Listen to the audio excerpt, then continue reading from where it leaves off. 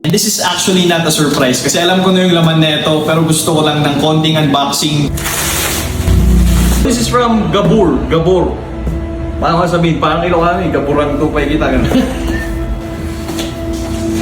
So thank you so much Gabor for sending this to us.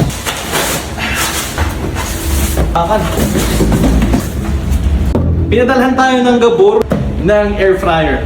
Sa story lang, I have never owned an air fryer. This is my first time actually using one. Cute. May kasama pa siyang mitten. Oh, nice. May recipe booklet na rin siya. And manual na hindi naman natin binabasa.